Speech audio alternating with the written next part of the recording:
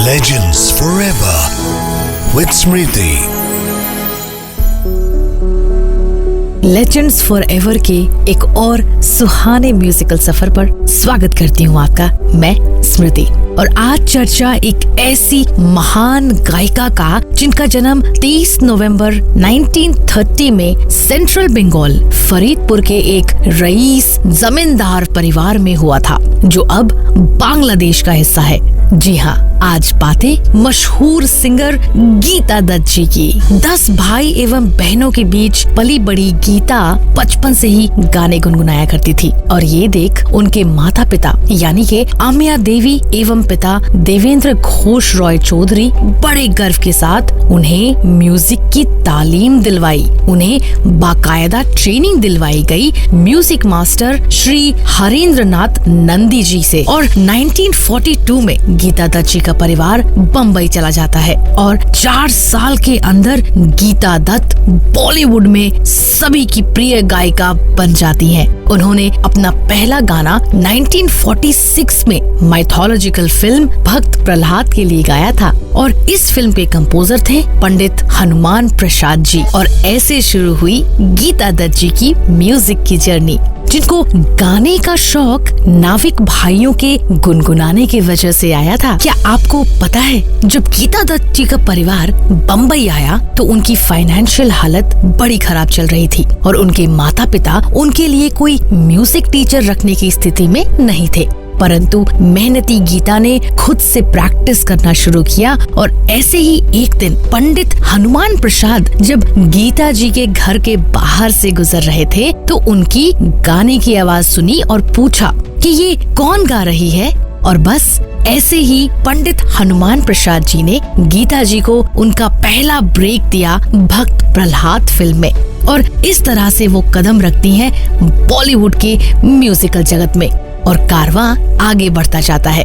और अगली जो ब्रेक मिलती है गीता दत्त जी को, वो थी फिल्म 2 भाई में, और ये ब्रेक दिया था कोई और नहीं, एस.डी. बर्मन साहिब ने। जब एस.डी. बर्मन ने गीता जी के गाने भक्त प्रहलाद फिल्म में सुने तो वे बहुत खुश हुए, और गीता दत्त को अपने दोस्तों के हिदायत के खिलाफ जाते हुए 2 भाई फिल्म में पूरे के पूरे एल्बम में 6 गाने को गाने का मौका दिया, और फिर एक के बाद एक मिलती गई बड़ी बड़ी फिल्में गीता दत्त जी को। जी, वो एक ऐसा वक्त था, गीता दत्त के जबरदस्त गायकी से अच्छे सिंगर्स यहाँ तक के लता मंगेशकर तक उनके सामने घबराया करती थी। और गीता दत्त जी की सबसे खास बात ये रही कि उनकी गायकी का अंदाज बड़ा ही वर्सेटाइल था। उन्होंने जहाँ माइथोलॉजिकल गानों के साथ फिल्मी दुनिया में कदम रखा, वहीं आगे जाकर बहुत सारे सैड सॉन्ग्स गाए और लोगों के दिलों में अपनी एक खास जगह बनाई। और फिर उनकी गायकी में एक सेडक्टिव अंदाज उभर कर सामने आया, और इसको भी लोगों ने बहुत पसंद किया। और फिर इंडस्ट्री में 2 बड़ी सिंगर्स भी उनके टक्कर में थी।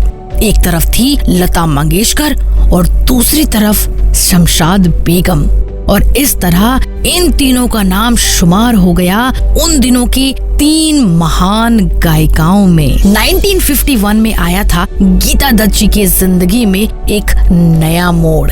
जी हाँ, उन्हें मिले गुरु दत्त जी उनकी डायरेक्टोरियल डेब्यू फिल्म बाजी के दौरान, और मौका मिला गीता दत्त को बाजी फिल्म के गानों को गाने का। इस गाने ने फिल्मी दुनिया में एक नया डायमेंशन ला दिया। ये गाना इतना बड़ा हिट साबित हुआ कि इस फिल्म के स्टार और गुरु दत्त के बड़े अच्छे दोस्त देवानंद साहिब ने भी कह दिया कि इस फिल्म को सबसे ज्यादा लोगों ने इसी गीता दत्त जी के गाने की वजह से देखी। और इसी के साथ गीता दत्त जी को मिलने लगे क्लब कैबरे जॉनर के बहुत सारे गाने।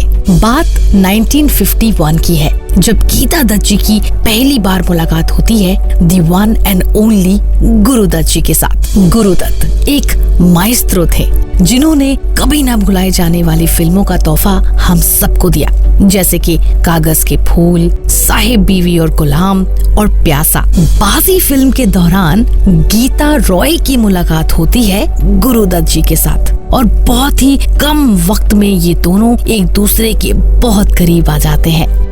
गुरुदत्त की बहन ललिता लाजमी ने एक इंटरव्यू में बताया था कि गुरुदत्त जी गीता जी के न कि सिर्फ मनमोहक गायकी से प्रभावित थे बल्कि उनके खूबसूरती से भी मोहित थे।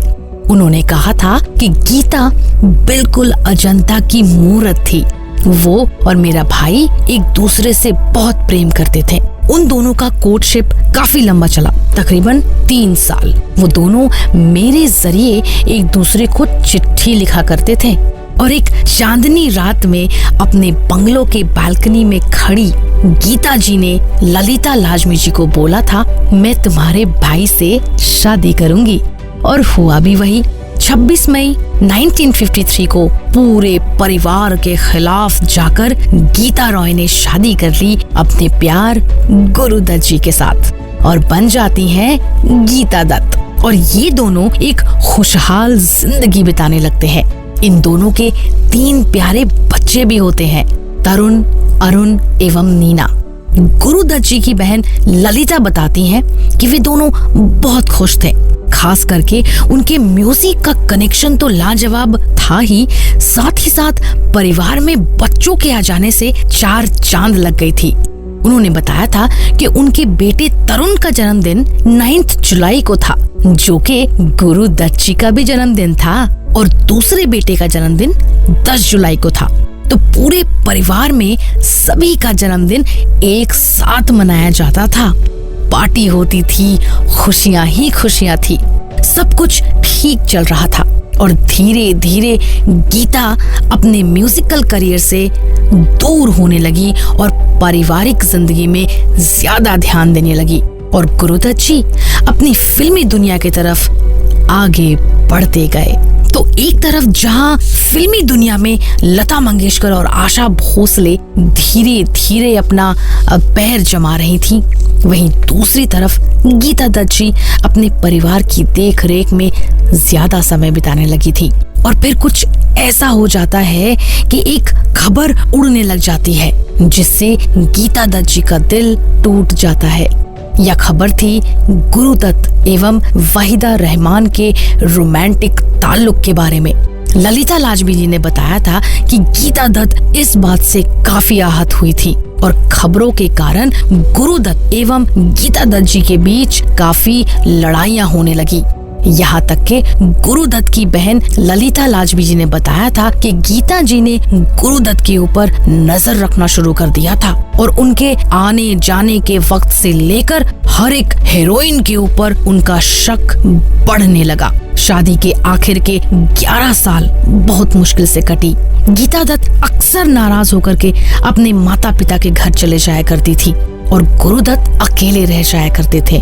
अकेलेपन में गुरुदत्त ने नशे का सहारा लेना शुरू कर दिया था। यह परिवार टूटने बिखरने लगा। फाइनेंशियल हालात भी खराब हो चुके थे और अपने बंगलों को उन्हें खाली करना पड़ा। जहां गुरुदत्त एक किराए के मकान में चले जाते हैं, गीता जी अपने बच्चों के साथ अपने माता पिता के घर चली जाती हैं। गुरुदत्त इन सभी बातों से डिप्रेशन में चले जाते हैं और नशे में धुत एक दिन उनकी हालत इतनी खराब हो जाती है कि उन्हें नानावटी हॉस्पिटल में एडमिट करना पड़ता है। वो 3 दिनों के लिए कोमा में चले जाते हैं। तीसरे दिन जैसे ही वो होश में आते हैं, उनके ज़बान से पहला शब्द निकलता है गीता। गुरुदत्त जी के गुजर जाने के बाद गीता दत्त जी की हालत बद से बदतर हो जाती है। गीता दत्त जी भी पूरी तरह से नशे की दुनिया में चली जाती हैं।